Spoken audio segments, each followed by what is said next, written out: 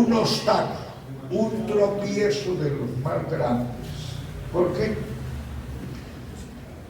Porque muchos religiosos no le dan importancia a las palabras que se deben invocar y se deben de decir en el momento del bautismo.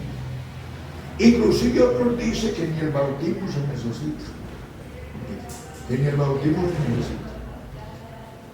Y menos le dan importancia a las palabras del bautismo, y otros tratan de darle, pero no entienden, porque piensan que cuando Cristo dijo bautizando en el nombre del Padre, del Hijo y del Espíritu Santo, no entienden eso. Porque piensan que Cristo estaba diciéndole al pastor que en el momento del bautismo lo que tenía que decir, te bautizo en el Padre, en el Hijo y en el Espíritu Santo. No, Jesucristo estaba hablando de un nombre. Amén. Padre no es nombre, Hijo no es nombre, Espíritu Santo no es nombre. Lo que Cristo quiso decir era que esas tres cosas, mire, Padre y Espíritu Santo tenían un solo nombre, se llamaban de una misma manera, y que ese nombre era el que había que invocar en el momento del bautismo, y ese nombre es Jesucristo, y eso lo entendieron los apóstoles. Amén. Amén. Porque la Biblia dice que los apóstoles, guiados por el Espíritu Santo, el Espíritu Santo no guía a nadie para enseñar mentiras, para enseñar errores ni equivocaciones. Bueno, ahí vemos que ahí donde están parados los católicos sin ningún perdón, los trinitarios sin ningún perdón. ¿Saben?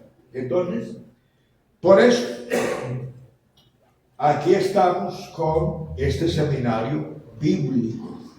Seminario bíblico. A ver, otra pregunta que podría surgir. A ver, estábamos diciendo ahora que no todos los seminarios eran bíblicos, que no todos los grupos religiosos tenían seminarios bíblicos. Ahora, todo seminario bíblico es correcto, porque los trinitarios tienen seminario bíblico. ¿Es correcto? No es correcto. Miren, San Pablo dijo que muchos se las daban de maestro sin entender ni lo que hablaban ni lo que decían. Lo dijo Pablo. Bueno, miren, que muchos se las daban de maestros sin entender lo que hablaban. San Pablo dijo, conociendo esto, que la ley no fue dada para el justo, sino para los transgresores, desobedientes, para los impíos, pecadores, para los irreverentes, profanos, para los parricidas, matricidas y para los homicidas. Y decían, queriendo ser doctores de la ley, sin entender ni lo que hablan ni lo que afirman. Queriendo ser doctores de la ley, sin entender ni lo que hablan ni lo que afirman. Y como le digo, entre los curas, creo que hoy hacen seminarios bíblicos, pero diario quedan en lo mismo.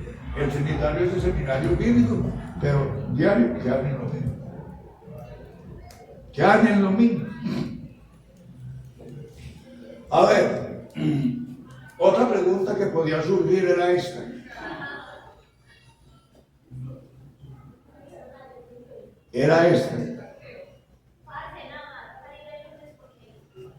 La gente a veces pregunta, ¿y quién enseñó a los que enseñan en los seminarios? Es una pregunta. Porque una razón es que aquí a este mundo nadie vino aprendido. Aquí nadie nació aprendido, nadie vino aprendido. Todos tenemos que aprender. No, una pregunta. ¿Quién enseñó a los que enseñan en los seminarios bíblicos? Entonces, hay dos respuestas. Mire, la una es que una persona se hace perita, se hace experta, profesional en una materia a través del tiempo y la dedicación. Eso es una de las respuestas. A través del tiempo que la persona lleva y la dedicación, se puede hacer perita, experta, profesional en una materia, a través del tiempo. Y la dedicación. Bueno, eso es una. Pero en este caso de la Biblia, es decir, casi que hablando humanamente, de la gente profesional humanamente, es a través de ese sistema, a través del tiempo y la dedicación. Bueno, pero en el caso del seminario bíblico también entra eso. En primera parte entra esa, a través del tiempo y la dedicación. Porque la experiencia no improvisa. Son cosas de una trayectoria. La experiencia no improvisa, es el proceso de un tiempo, de una trayectoria, todo a través del tiempo y la dedicación. Pero en esto del seminario bíblico que entra otro ingrediente, que es el más importante. Si en ese ingrediente, así la persona tenga mucho tiempo y mucha dedicación, si no tiene ese ingrediente, no llega a entender la Biblia. ¿Sabe cómo se llama ese ingrediente? De ese ingrediente se llama el que el apóstol Pablo nombró y llamó y dijo: porque el evangelio que yo aprendí, no lo aprendí ni lo recibí de hombre alguno, sino por revelación. Amén. Bueno, entonces está ese ingrediente en el seminario bíblico de amar del tiempo y la dedicación. Está la revelación del Espíritu Santo. Mire, la revelación sobrenatural del Espíritu Santo a personas o a una persona. Y esa es la más importante. La persona puede tener los años que sea leyendo Biblia y la dedicación. Y eso le puede ayudar en parte. Pero si no tiene la revelación de Dios, del Espíritu Santo, no podrá llegar a la verdad real y completa en su conocimiento de las Escrituras. Esas son preguntas que se hacen. Entonces, miren, aquí al llegar a este punto, pues ya del perdón, sí que hay creyentes y grupos religiosos equivocados, errados, o como se dice por allí, metiéndola de caminar, porque perdón por ninguna parte, Entonces miren, importantísimo este punto. Bueno, el perdón dentro del bautismo. Bueno, el otro paso, porque hasta aquí hemos considerado 6 pasos que debe de conocer, entender y superar la persona para ser salva. Ahora viene el 7º y último paso. A ver, ¿por qué son 7? Porque el número 7 en las cosas de Dios significa perfección. Número 7 en las cosas de Dios significa perfección. Entonces aquí tenemos el último paso, que es el 7. Entonces viene ya la calificación de hijo de Dios. Cuando la persona ya ha vivido la reconciliación, la amistad con Dios, el arrepentimiento, la conversión, ha recibido el perdón y todo eso, allí ya le llega a la persona el cartoncito, como la persona en la universidad, el cartón. Ya llega el cartón o la aprobación de hijo de Dios. ¿Ese es el 7? ¿Ah? ¿La aprobación? La aprobación de hijo de Dios. Bueno, ¿por qué? Porque, entre otras cosas, detrás de todo eso que vimos, lo que el ser humano perdió con el pecado, que tiene que dar todos esos pasos que ya vimos para llegar, pues, a la reconciliación con Dios, lo que el hombre perdió por el pecado fue la posición de hijo de Dios. ¿Sí? Eso es lo más grave con el pecado. Cuando Dios creó a Adán y a Eva, no los creó como simples criaturas, no. Los creó directamente como hijos de Dios. Adán era un verdadero hijo de Dios. Eva era una verdadera hija de Dios. Pero cuando pecaron, el pecado los destituyó. Miren, ya ese vínculo de hijo de Dios lo anuló el pecado. ¿Y saben en qué se convirtieron Adán y Eva? Se convirtieron en simples criaturas de Dios. Criaturas de Dios. Y por eso cuando Cristo viene con el mensaje de salvación y reconciliación, miren que está muy claro. En el Evangelio de San Juan dice: en el principio era el verbo, y el verbo era con Dios, y el verbo era Dios, y aquel verbo se hizo carne. Bueno, y enseguida empieza el proceso. Vino un hombre enviado de Dios, el cual se llamaba Juan. No era la luz, sino para que diese testimonio de la luz. Aquella luz verdadera que alumbra a todo hombre venía a este mundo. En el mundo estaba, y el mundo fue hecho por él. A los suyos vino, y los suyos no le recibieron, mas a todos los que le recibieron, les dio potestad de ser hechos hijos de Dios, los cuales no son engendrados por voluntad de carne ni por voluntad de varón, sino de Dios. Entonces, hasta ese entonces no había ningún ser humano que se pudiera dar el lujo que era hijo de Dios. ¿Por qué? Porque desde Adán nos convertimos en simples criaturas. Nadie era hijo de Dios. Pero a todos los que le recibieron, ¿y qué es recibirlo? Es estar dispuestos a dar estos pasos, lo que acabamos de analizar. Todos estos pasos que acabamos de analizar los tiene que dar el pecador hacia Dios. Cuando ya los dan, entonces sí viene ya el 14. Es hijo de Dios.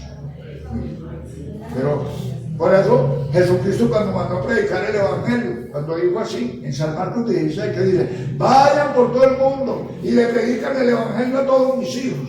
No, él no dijo así. Prediquen el Evangelio a toda criatura.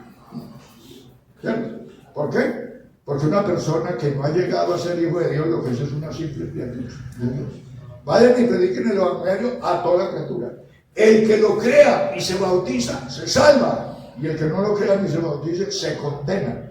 Pero el término que Dios da es criatura, no hijo. Bueno, entonces cuando ya vivimos este proceso, la última parte es la calificación de hijo. A ver, si quieren mírenlo en la Biblia para que lo corroboren. Miren, la calificación de hijos. Primera de Juan.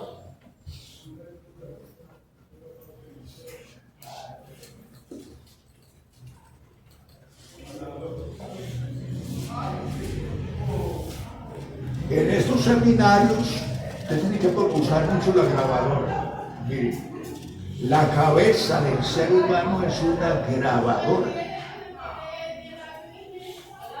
Se dice que los seres humanos no usamos ni siquiera la primera parte de la capacidad que tiene la cabeza del ser humano. Es una grabadora que puede acumular millones y millones de cosas.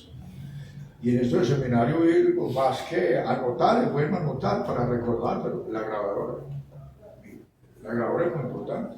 Por eso uno la Biblia se la puede aprender de memoria, si se puede, por la grabadora. Uno todos los sermones y las enseñanzas importantes se los puede aprender y por la grabadora. Por ejemplo, yo tengo en mi cabeza sermones que los oí hace 60 años. ¿Sí? Y los tengo toditos ahí metidos en la grabadora. Porque me parecieron importantes, de valor, y listo. Entonces uno todo lo importante lo metemos en la grabadora. Bueno, entonces eso de tomar noticas es bueno, ¿cierto? Porque eso ayuda. Ojo con la grabadora. Pero la Biblia dice, David decía, en mi corazón, él no dijo en la libreta, en mi corazón o en mi mente he guardado tus dichos para no pecar contra ti. Él no dijo en la libreta, o en el celular, sino mi corazón, en la mente he guardado tus dichos. San Pablo dijo, ser retenedores de la palabra fiel, que la palabra abunde en abundancia en vuestros corazones. La grabadora. Se dice que de pronto no se sabe. hasta puede haber una persecución de la Biblia. Mire, se cree que últimamente hubo una reunión de líderes religiosos donde ya hicieron una Biblia contrariando esto. La Biblia del diablo, la que usa el anticristo, mire, contrariando esto. Bueno. Y de pronto, hasta puede darse una caboza de la Biblia, pero ¿qué nos va a salvar? Que la tenemos metida ya. Ya la tenemos metida. Ya la tenemos metida. Pero bueno, la Biblia hay que memorizarla.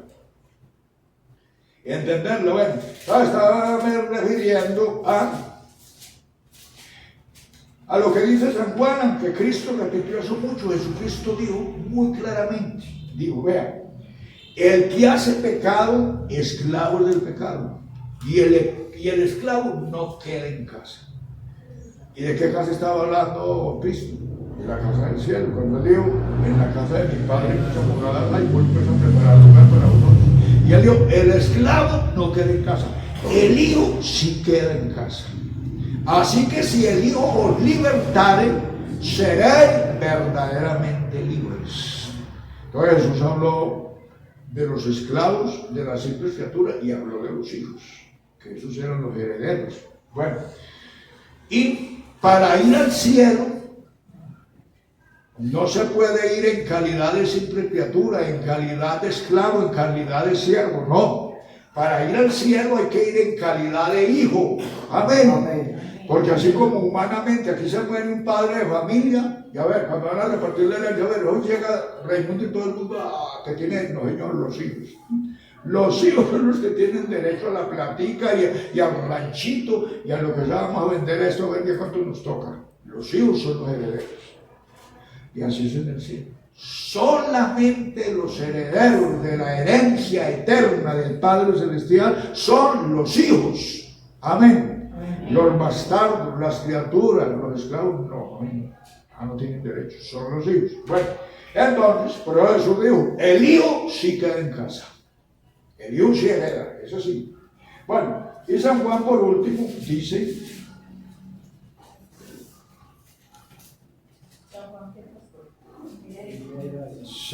Primera de Juan 3, y el apóstol analiza la situación pasada y la situación presente de la humanidad.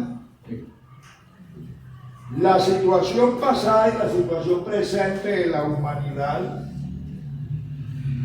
la analiza el apóstol aquí. ¿Ya lo tienen? Amén. Primera de Juan 3. Entonces dice, mirad cuál amor nos ha dado el Padre, para que seamos llamados hijos de Dios. Bien. O sea, esto no lo teníamos. Antes no lo tenía nadie. Y el mismo apóstol dice, ninguno lo teníamos. Mirad cuál amor nos ha dado el Padre para que seamos llamados hijos de Dios. Porque la última parte que Dios le entrega ya al pecador arrepentido y perdonado es el cartoncito. Hijo de Dios. Bueno, mirad cuál amor nos ha dado el Padre para que seamos llamados hijos de Dios. Dice, por eso el mundo no nos conoce, porque no le conoció a Él. ¿Bien? ¿Usted cree que la humanidad, entre todo el conocimiento y la ciencia que van aprendiendo, se han dado cuenta que aquí en este mundo hay una diferencia? Que hay unos seres humanos que son simples criaturas de Dios, pero que hay otros que son hijos de Dios. El mundo no sabe eso. El mundo no sabe eso. En toda la ciencia, la sabiduría de ellos no han podido entender eso, ni saben eso. Pero eso uno conversa con el que sea. Y cuando uno habla de hijos de Dios o de cristiano en el sentido de la palabra, y luego yo no soy cristiano, y luego yo no soy hijo de Dios. Porque la idea que la gente tiene es que todo mundo, por el hecho de haber venido a este mundo y ser una criatura, que por eso es hijo de Dios. Bueno, todo el mundo no sabe eso, no conoce eso. Y de hecho, le da brega admitir eso, a menos que lleguen a un seminario bíblico de estos, donde se enseñan estas cosas. Entonces miren, mirad cuál amor nos ha dado el Padre para que seamos llamados hijos de Dios. Por eso el mundo no nos conoce, porque no le conoció a Él. Esa fue la queja de Cristo ya en la víspera, ya en el día antes de la crucifixión de Él, cuando ora por sus discípulos, y la oración de Él fue: Padre justo, el mundo no te ha conocido. Vine por aquí a mostrarme como Dios manifestado en carne, como Hijo de Dios, haciendo milagros, bueno, enseñando como nadie ha enseñado. Y miren, no conocieron. El mundo no te ha conocido. Pero señalando a sus discípulos dijo: mas estos te han conocido. Amén. Han conocido que salí de ti. Bueno, entonces miren, el mundo no sabe eso. ¿Me entiende eso? Bueno, ahora dice: y amados, vea para los que dan, verso 2, dice: amados, ahora somos hijos de Dios. ¿Y por qué ahora? Porque antes no. Porque antes no. ¿Por qué? Porque no es fácil ser hijo de Dios. Antes no, porque éramos simples criaturas, por lo que ya dijimos. Simples criaturas, miren. Simples criaturas, entonces, amados, ahora somos hijos de Dios. Bueno, y como los hijos de Dios son los que heredan, entonces dice: y aún no se ha manifestado lo que hemos de ser, pero sabemos que cuando Él se manifieste, seremos semejantes a Él, porque le veremos tal como Él es. Entonces los hijos de Dios son los que tienen derecho a ir al cielo, donde vive Dios, y a heredar las riquezas de Él. A heredar las riquezas de Él, los hijos de Él. Bueno, entonces cuando una persona ha entendido todo esto, ha comprendido todo esto, ahí es donde la persona sí es verdaderamente un hijo de Dios, sí es verdaderamente un cristiano. Y cuando ha entendido, hombre, eso no lo cambia por ninguna cosa, ni lo vas a tirar a los 8 días, ni a los 15 días, ni al mes, ni al año, ni a los 2, ni nunca. No, no lo va a cambiar, no lo vas a tirar porque ha entendido. Miren, entonces por eso dice: y todo aquel, el verso que sigue, y todo aquel que tiene esta esperanza en Él, ¿qué? Se purifica, así como Él es puro. O sea, ahí se queda y lucha por perseverar en esa posición hasta que llegue el momento. Hasta que llegue el momento de viajar como hijo de Dios.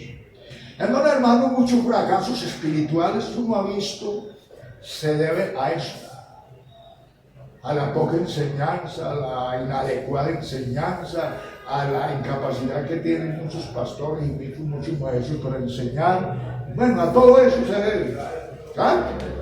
Que hay gente que son rebeldes, toque como les toque. Miren, como dijo Jesús, había humanidad que no les entraba nada. Y ¿a qué compararé esta generación? Vino Juan, que ni comía ni bebía, y todos dijeron que estaba endemoniado. Viene el Hijo del Hombre, que come y bebe con publicano, y dice: también demonio tiene. Semejantes son a los muchachos que se paran en las plazas y gritan: nos tocamos flauta y no bailaste, nos echamos y tampoco lloraste. Entonces hay gente que realmente no les entra nada. Eso es cierto, porque el que se dio por rebelde es rebelde. Pero sí hay que decir que muchos fracasos espirituales y debilidades espirituales se deben a que la gente no ha entendido. No ha entendido. Bueno, y hay mucha gente haciéndose ilusiones de que es cristiano, de que es hijo de Dios, y no lo son, en agrupaciones religiosas. Vaya, pregúntele usted a un católico, a ver, si tiene dudas de su salvación. Converse con ellos, que aquí no la tiene. ¿Y cuál es la verdad? Que hasta ahora ningún católico se ha salvado, ni se va a salvar. Si sigue así, no se va a salvar. ¿No? Y así por el otro lado, ¿qué podemos decir de los trinitarios? La misma cosa. La misma cosa. El mismo tema, aunque están bien entretenidos en su religión. Y, como decía ahora, el que no sabe más con lo que sabe se tiene que contentar. Y así es.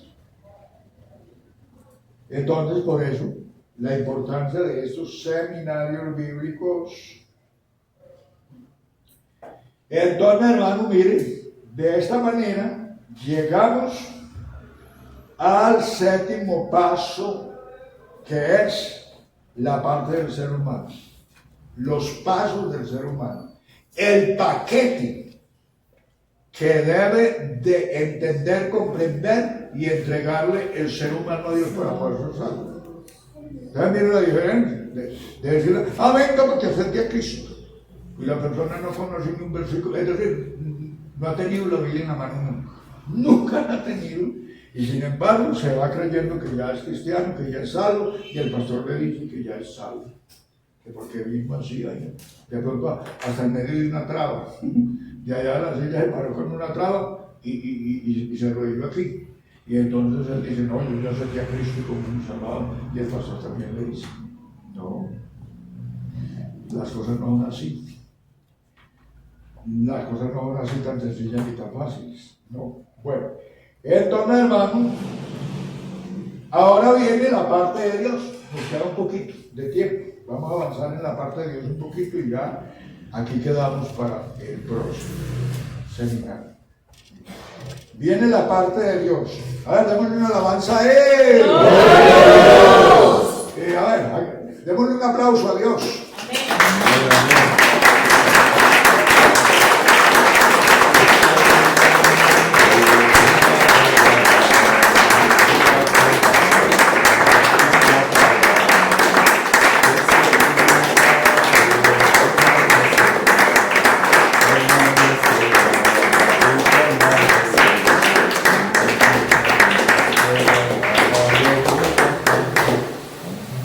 Entonces viene la parte de Dios. Mire, Dios le da la amistad, claro que sí. Dios le da la amistad. Porque dice San Pablo, si siendo enemigos fuimos reconciliados con Dios. Job hablaba de eso. Si te convirtieres, dice, y te volvieres en amistad con Dios. Mira, Dios le da la amistad, sí, Señor. Empieza con la amistad y viene después de la amistad y que el pecador ha llenado los otros requisitos de arrepentimiento, conversión, reconocimiento que es pecador. Entonces viene el perdón. Dios se amista con su criatura otra vez. Mira, el pecado creó la enemistad, la separación, el distanciamiento del creador y la criatura. Ahora, a través de ese proceso, Dios, el hombre vuelve en amistad con Dios y Dios vuelve a aceptarnos como amigos. Como él dijo, vosotros sois mis amigos si hacéis lo que yo os digo. Da el perdón. Si buscamos la fórmula que él ha dejado para el perdón, no la que se han inventado por ahí los otros, no. Buscamos la fórmula que él ha dejado en su palabra, da el perdón.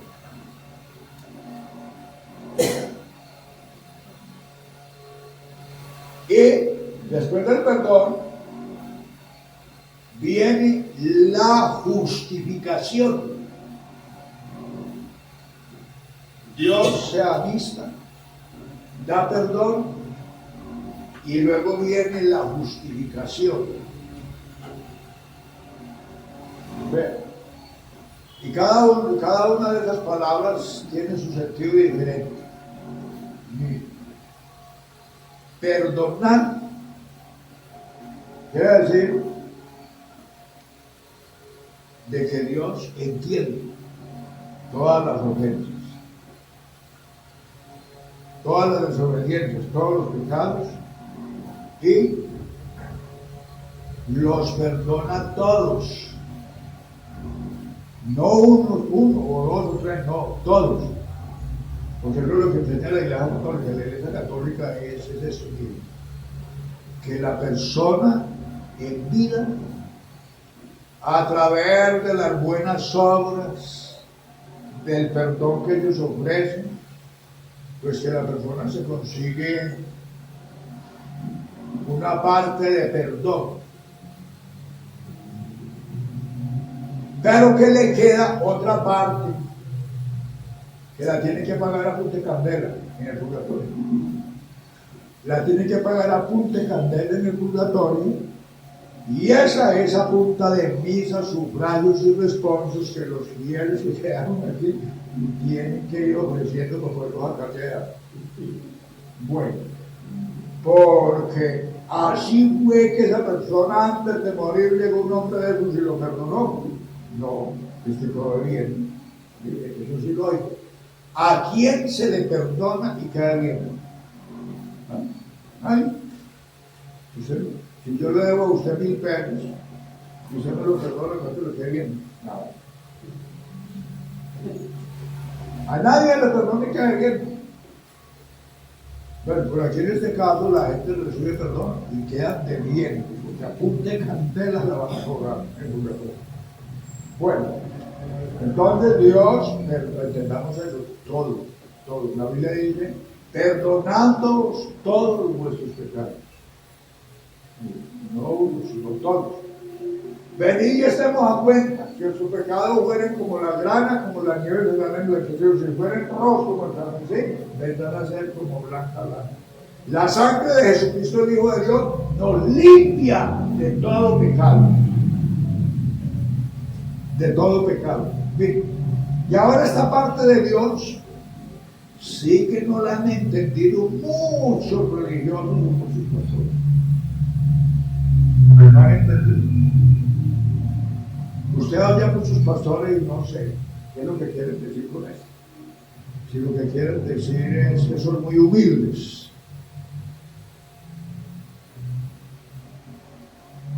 Me imagino que es lo que quieren decir. Pero a la luz de la escritura lo que quieren decir es que son muy torpes, muy estúpidos. Miren, porque las cosas de Dios no las han entendido. Porque hay pastores que se paran en la de ¡ay! Pues, claro, yo también soy pecador. Yo también soy pecador. Y entonces si es pecador, entonces, a ver, yo creo que está siempre parado en el culto. A ver, entonces, ¿qué fue lo que hizo Cristo en usted si es pecador?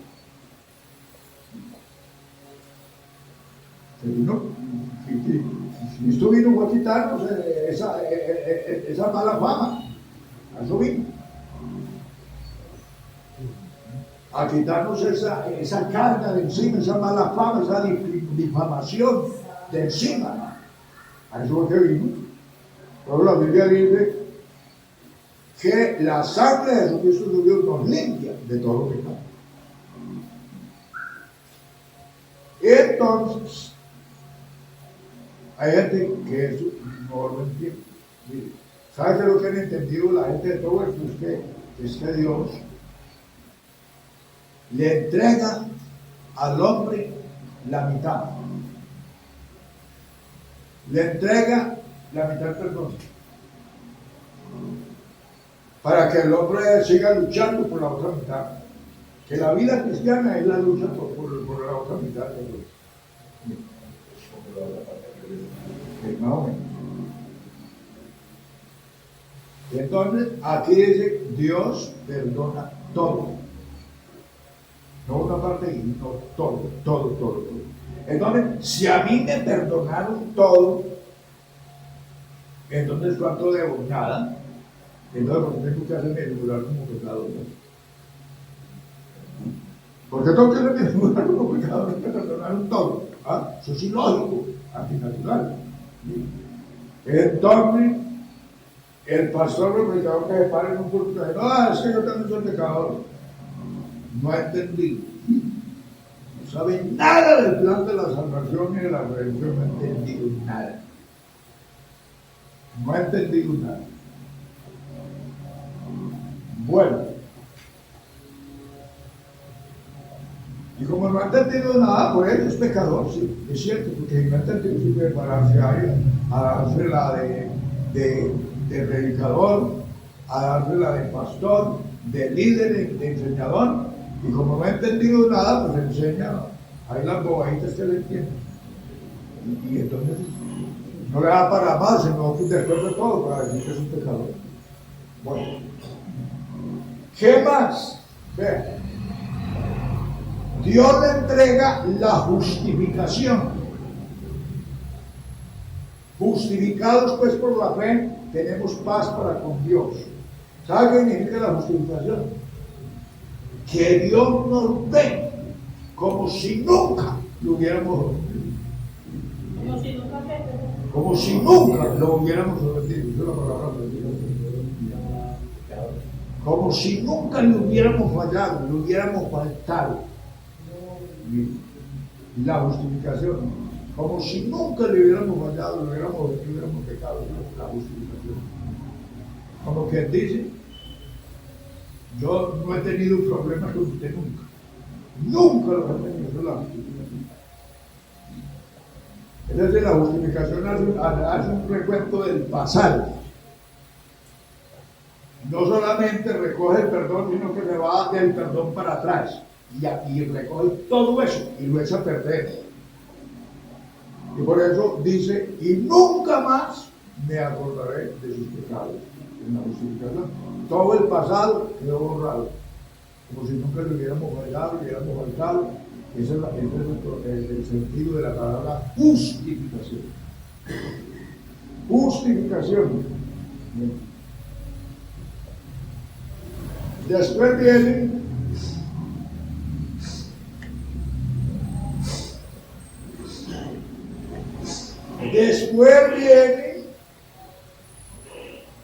la santificación. Perdón, justificación, santificación.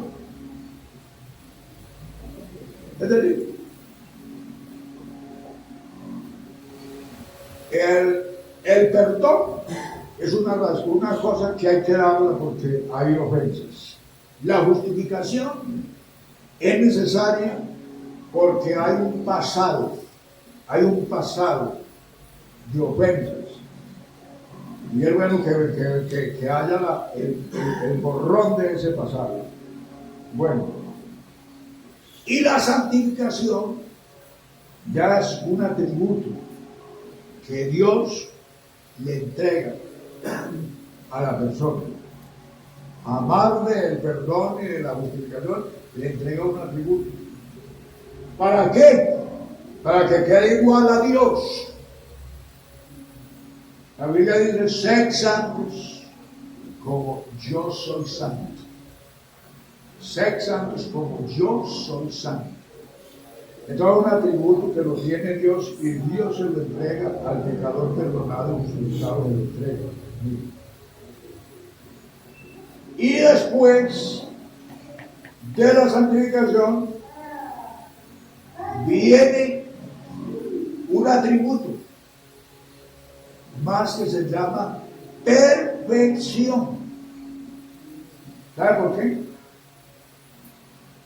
Para dar a entender que Dios no trabaja a medias. Dios no hace trabajos mal hechos. Dios no trabaja en forma incompleta. Dios todo lo que hace lo hace bien hecho. O sea, ¿y sabe usted qué es una cosa bien hecha? Perfecta. Cuando uno no le ve fallas ni pero a un trabajo, una cosa, hombre, eso está perfecto. Entonces, Dios trabaja a perfección. Bueno, también algo que esto no lo han entendido mucha gente. Entonces Dios, eso está en el paquete de Dios. Cuando el hombre le entrega ese paquete a Dios, Dios le entrega el dedo. Se lo entrega.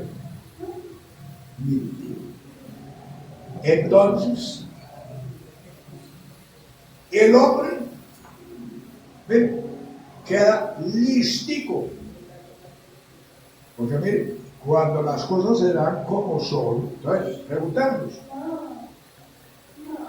si a la persona le quedara faltando, mire, le quedara faltando perdón, le quedara faltando justificación, le quedara faltando santificación, le quedara faltando perfección. ¿Qué pregunta? Usted es una persona, después de que se bautizó y todo eso, se muere. ¿Ah? Si se muere ahí mismo. Si le quedara faltando perdón, si le quedara faltando justificación, si le quedara faltando santificación y perfección, en la orden, porque si le falta, le falta. Bueno, pero el asunto es que Dios le entrega todo al ser humano. Si se murió ahí mismo, está listo. Entonces, miren, no es que nosotros en la lucha de la vida cristiana, porque eso es lo que van a entender muchos y muchos predicadores, van a entender que Dios le entrega a uno una parte y que uno tiene que seguir peleando y luchando por la otra, a través de la vida cristiana, de la dedicación y la... No, eso es absurdo, porque la Biblia dice que nosotros, miren, no podemos pagarle a Dios con lo mejor que tenemos, pero nada. La Biblia dice que la justicia del ser humano son trapos de inmundicia en la presencia de Dios. Dice que no por obras, para que nadie se gloríe. No. Nosotros no podemos saldar de esa cuenta con lo que hagamos nada, absolutamente nada. Lo más bueno, lo más grande, lo más bello que nosotros podamos hacer es un trapo de inmundicia en la presencia de Dios. Pero ahora la Biblia dice, fuimos rescatados de nuestra vana manera de vivir, la cual recibimos de nuestros padres, no por cosas corruptibles como oro o plata, como hablando pues de las buenas obras o de lo que nosotros podemos hacer, sino por la sangre preciosa de Jesucristo, como de un cordero sin mancha y sin contaminación, ya destinado desde antes de la fundación del mundo, pero manifestado en el postrer tiempo por amor a vosotros. Amén. No es lo que nosotros hagamos, mire. Entonces, ¿en qué consiste la lucha de nuestra vida cristiana? Mire, la lucha de la vida cristiana no consiste en que yo tengo que conseguir más perdón, o que tengo que conseguir más santificación, o que tengo que conseguir más justificación o más perfección. No, Señor. La lucha cristiana es para yo mantenerme en esa posición. Mira, esa posición que me la entregó Dios, la lucha cristiana es para conservarla, para mantenerme allí en esa posición que Dios me la dio. La Biblia dice que con un solo sacrificio hizo perfectos para siempre a todos los santificados y a todos los que se acercan a Él. Entonces la lucha de la vida cristiana no es para conseguir más perdón, para conseguir más justificación, porque no la puedo conseguir, para conseguir más santidad, porque no la puedo conseguir, para conseguir más perfección, porque no la puedo conseguir. Eso solamente la da Dios. Amén. Por fe, por gracia la da. Lo que yo sí tengo que hacer es conservar y retener lo que Él me dio. Amén. Entonces la persona que no es fiel a Dios o que se aparta, lo que hizo fue que no fue capaz de conservar y retener lo que Dios le dio. Pero la Biblia dice, retén lo que tienes. Amén. Ahí no dice lo que va a conseguir, sino lo que ya tiene, para que ningún otro tome tu corona. Retén lo que tienes, no lo que vas a conseguir, sino lo que tienes ya, reténgalo. Entonces, cuando uno es infiel a Dios o se aparta, como dicen, descarrié, lo que pasó fue que no valoré, no conservé, no fui capaz de retener lo que Dios me entregó. Entonces, lo perdí. Lo perdí, así dice la Biblia. La Biblia dice así, muy claramente, dice, vean, si habiéndose en ellos escapado por el conocimiento del Señor Jesucristo y enredándose otra vez, son vencidos. Y su postrer estado viene a ser peor que el primero. Y se cumple con el verdadero proverbio: el perro vuelve a su hábito y la puerca lavada a revolcarse en el cielo. Pero note, la puerca lavada. Mire, lavada. ¿Por qué? Porque es que Dios no hace trabajos a medias. Dios trabaja a perfección. Lo que he enseñado tantas veces, mire, es que Dios no tiene medios perdones, no, Él tiene perdones completos. Dios no tiene medias justificaciones, no, Él tiene justificaciones completas. Es que Dios no tiene medias santidades, no, Él tiene santidad perfecta. Él no tiene medias perfecciones, no tiene perfección completa. Amén. Amén. O sea que delante de Dios la palabra medio justo no existe. Porque hay hermanos, bueno, pues que yo tampoco es que me la den de tan bueno ni de tan justo. Como quien dice, yo soy medio justo. Ser medio justo está en la onda, porque ese término no es válido ante Dios. Mire, ante Dios hay justo e injusto. Al que no le alcanza la matemática para ser justo, se quedó en injusto, porque medio justo no está en la matemática de Dios. Al que no le alcance en su matemática ser santo, se quedó en inmundo, porque en la matemática de Dios no existe medio santo. No existe. Bueno. Al que no le alcanzó la matemática para ser perfecto, se quedó en imperfecto, porque ante Dios no hay medio perfecto. Eso no existe en la matemática de Dios. Entonces, y uno lo que oye a muchos cristianos y a muchos pastores es eso. Miren, que son medio perdonados, medio justificados, medio santificados, medio perfeccionados. Y a cuando usted oye a pastores diciendo, ay hermano, pues no somos perfectos, pero vamos adelante a la perfección. Mire usted, ese pobre pastor está en pañales de la Biblia, de los planes de Dios no ha entendido, pero nada. Pero nada, vamos adelante a la perfección. Mire usted. Y llega y predica 10 años en esa iglesia y cuando se va, lo deja ahí en el proceso de la perfección, porque no es perfección. Y llega el otro con el mismo cuento, otros 10 años. Hermanos, no somos perfectos, pero vamos a la perfección. Otros 10 años. Y se va, y llega el otro, y sigue con el mismo cuento. Pero el apóstol Pablo sí lo dijo. No alcanzado el cielo. No. Esa es una buena pregunta, porque mire, esa es una buena pregunta porque eso se trata de otro tipo de perfección. Mire, era como me decía una vez un predicador, me decía, hermano, es que Pablo dijo, no por eso soy justificado. Sí, esa es la expresión. ¿La conocen? Donde Pablo dice, hablando del ministerio, dice, porque no por eso yo me justifico. Pero por eso que leer Biblia, cualquiera lee, pero entender Biblia no es para cualquiera. Entonces, mire, ¿de qué estaba hablando Pablo? Está hablando del ministerio. Me parece que es primera de Corintios. Vamos a ver, ya nos pasamos. Pero contestando a la pregunta.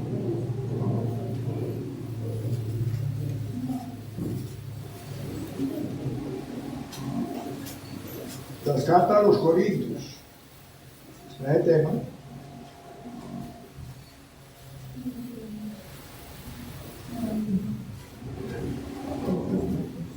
Primera de Corintios 4:4. Primera de Corintios 4:4.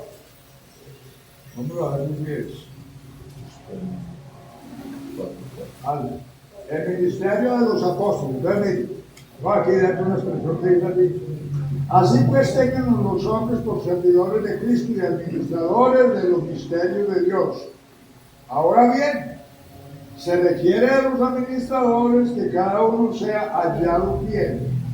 Yo en muy poco tengo el ser juzgado por vosotros o por tribunal humano, ni aún yo me juzgo a mí mismo, porque aunque de nada tengo mala conciencia, no por eso soy justificado, pero el que me juzga es el Señor. A mí me decía en estos días un predicador, me decía, hermano, pero ¿cómo así? Que usted juzgue y que la gente juzga. Mire, que el apóstol Pablo, mire la talla del apóstol Pablo, y él dijo, no por eso soy justificado.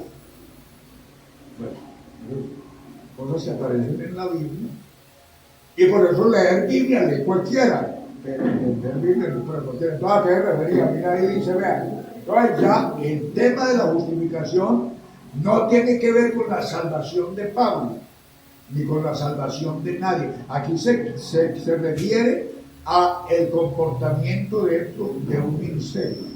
¿Por qué? Porque dice el ministerio de los apóstoles. Entonces, mire, de hecho, aparte de la salvación, porque Pablo no está hablando de la salvación de él ni de la salvación de nadie, está hablando ya de la calificación de un ministerio. Entonces él hablando como ministro entre otros, él dijo, pues bueno, como ministro, cualquiera puede opinar cualquier cosa, y de pronto como ministro, pues puedo tener algunas fallas, ¿cierto? Porque mire, dentro de una congregación, un ministro, pueden haber varios conceptos. Un ministro que estuvo 6, 8, 10 años en una congregación, pueden haber varios conceptos. Mire, para unos puede decir, no, pues para mí ese hermano fue excelente. Excelente ministro, excelente ministro. Otros pueden decir, hombre, para mí fue regular. Y otros pueden decir, no, pues para mí fue muy mal. ¿Sí? Bueno, entonces Pablo se refirió a eso, porque Pablo, para muchos, dice, me he hecho enemigo de ustedes, cuando decirles la verdad. Y muchos no tenían buen concepto de Pablo, como ministro. Como ministro, dice, me he hecho enemigo de ustedes por decirles la verdad. Bueno, entonces ya se dentro de esa calificación de ministro. Entonces Pablo admite, aunque de nada tengo mala conciencia, pues no quito que muchos de pronto en algún aspecto tengan mal concepto de mí, pero que me juzgue Dios. Pero ya no estaba hablando de la salvación de él ni la de nadie, estaba hablando ya de una calificación como ministro. Bueno, entonces eso es distinto. Bueno, lo otro, la pregunta que hace la hermana Gilberto, es donde Pablo dice que no soy perfecto. Entonces, ya eso es otra cosa. Mira, no estaba hablando de la perfección tampoco de él como cristiano, ni de la perfección de otro. Estaba hablando de la perfección mientras no hayamos llegado al cielo y que estemos aquí en este cuerpo. Entonces, mientras yo no haya llegado al cielo, no haya llegado al momento final y esté todavía en este cuerpo, en la lucha, entonces yo puedo decir, hermano, no que lo haya alcanzado ya ni que ya sea perfecto. ¿Por qué? Porque hay una perfección cuando lleguemos al final. Porque la Biblia dice, el que perseverare hasta el fin, se pierde hasta la muerte. Entonces, mientras yo esté aquí, entonces pues no puedo cantar la victoria final, porque todavía no sé si voy a ser fiel hasta la muerte. Bueno, no sé. En ese sentido, yo también como Pablo, pues hermano, no que lo haya alcanzado ya, porque la victoria final está allá. Pero todavía no estaba hablando de intervenciones espirituales como persona ni de cristiano. Estaba hablando de, como no había llegado al final de las cosas, es decir, hermano, yo no lo he alcanzado todavía, ni que ya sea perfecto, porque el final de las cosas de la religión es cuando podamos darnos el grito de victoria de que llegamos hasta el fin. Bienaventurado aquel siervo, al cual cuando el Señor venga lo haya siendo así. Amén. Amén. Pero yo puedo pasarme toda la vida haciendo así, pero de pronto un minuto, una hora o un minuto cuando Cristo venga, dejaría de ser así. ¿Sabes qué pasó? Me pasé de victorioso toda la vida, pero a la hora de la verdad la perdí, porque fallé a la vida. Entonces Pablo no está hablando de que no hay perversión cristiana ni que él la tenía, está hablando de ese último momento de que mientras estemos en este cuerpo y en esta carne, pues todavía no hay un grito de victoria a Jesús. No lo hay, no que lo haya alcanzado ya, ni que sea perfecto. Mire, acá me refería a eso. Y luego usted lee la otra parte.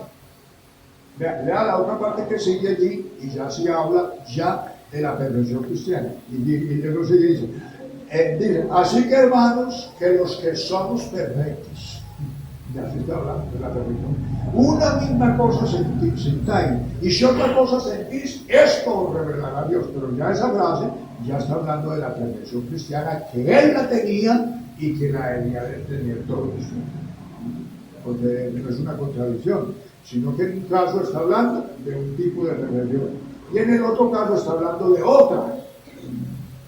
La una es la que Dios nos ha entregado, la que él tenía.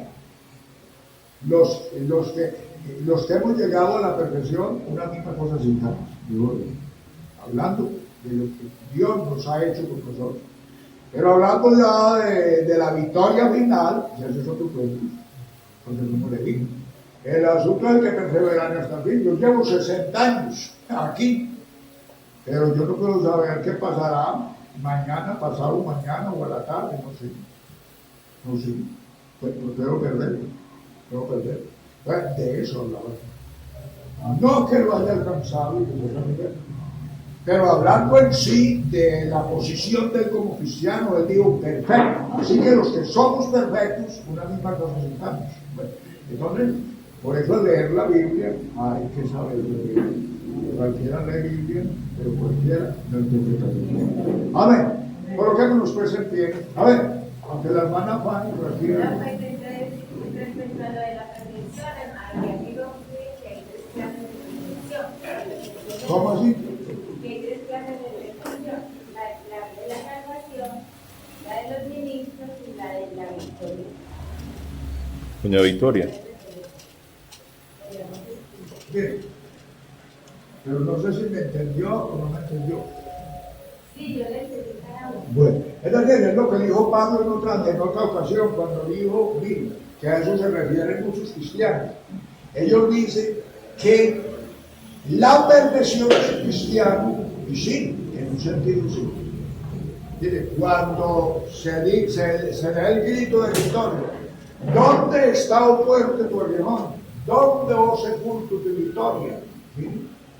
Es decir, cuando se dé la separación del espíritu y la materia, cuando se dé eso, ese es el grito de victoria. Ya dice que podemos dar el grito de victoria. ¿Dónde está un muerte tu aguijón? ¿Dónde un sepulcro tu victoria? Bueno, porque ya llegó la victoria final. Pero se trata de la separación del espíritu y la materia cuando Cristo venga. Porque la Biblia dice que la carne y la sangre no heredan el reino de los cielos. Uno va para el cielo, uno va para allá, tenemos que separar. Entonces, cuando eso, es que viene la verdadera permisión y el toque final, a eso se refiere. Entonces, cuando Pablo habla allá, no que no haya alcanzado ni sea perfecto, se refiere a eso mismo, pero no que él estaba desconociendo la obra de Cristo, porque él dijo, los que somos perfectos, una misma cosa sintamos. Entonces, un término significa una cosa y el otro término significa otra. Amén, hermano. Bueno, oremos. Te damos gracias, Padre amado.